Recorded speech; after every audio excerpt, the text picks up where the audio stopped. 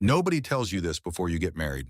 Not your friends, not your family, not even the people who already went through it, because it's not something you see up front. It doesn't show up on the wedding day. It doesn't show up in the honeymoon phase. It shows up later when things don't go according to plan. Because marriage isn't just a relationship decision. It's a financial structure, a legal system with rules attached to it. Rules most people never actually take the time to understand.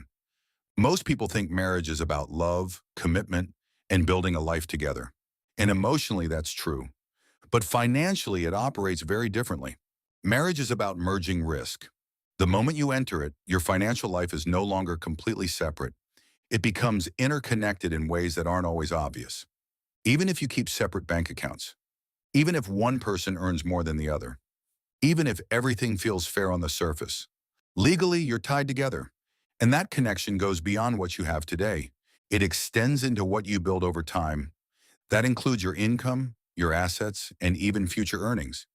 It can also include exposure to debt and financial obligations, not just in the present, but across the entire timeline of the relationship.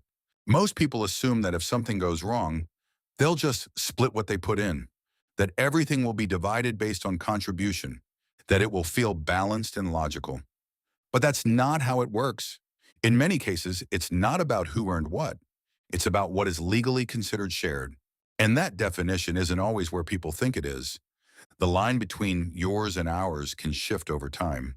And that's where the risk starts to become real.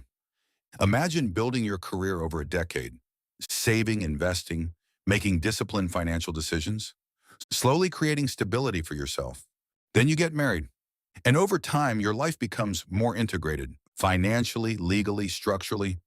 If everything goes well, that structure works. It amplifies stability and allows you to build together. That's the upside most people focus on. But if things change, the equation changes too. Because marriage doesn't just share the upside, it also shares the downside. And that's the part people tend to ignore. Not because it isn't important, but because it's uncomfortable to think about. In reality, a significant percentage of marriages don't last forever. Not all, but enough that it's not a rare outcome. It's a possibility that has to be acknowledged. And this isn't about expecting failure. It's about understanding exposure. The same way you would with any major financial decision. When you invest in something, you don't just think about returns. You think about downside risk.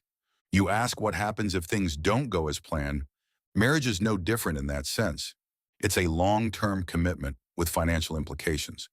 And those implications don't disappear just because the intent is good. If things go wrong, the impact can include asset division, legal costs, income disruption, and long-term setbacks. In some cases, years of progress can be undone.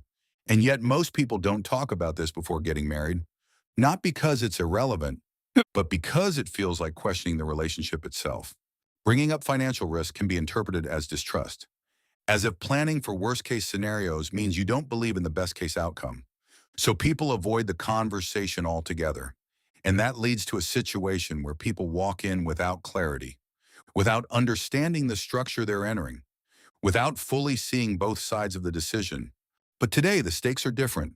Careers are longer, assets are larger, and independence is more achievable, which makes the financial side of decisions more important.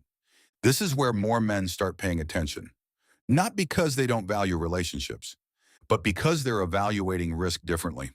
They start asking questions about asymmetry. What am I risking compared to what I'm gaining? And is that trade clearly defined? That doesn't mean marriage has no value. There are real benefits to partnership and shared life: emotional stability, alignment, and long-term support. But it is still a trade, and trades should be understood before they're made, not after the fact. Decades ago, marriage often reduced financial risk. It created stability in a more constrained world. It made survival and growth easier as a unit. Today, that dynamic has shifted. People can build wealth independently. They can create stability without relying on the same structure. So the function of marriage changes. And when the function changes, the decision changes. It becomes something you evaluate, not assume. Which leads to a more important question. Not should I get married, but what structure am I stepping into? And once you start thinking that way, everything changes. You begin to look for clarity instead of comfort. you start asking better questions. What are the rules? What are the risks? What protections exist within the system? Because the real issue isn't marriage itself. It's entering it without understanding the financial reality behind it. That's where most people get caught off guard. Marriage can be one of the best decisions you make, or one of the most expensive mistakes. And sometimes the difference is subtle at the beginning, but over time, that difference becomes clear. And it rarely comes down to luck. It comes down to awareness. If this made you think differently, hit like, subscribe, and I'll see you in the next one.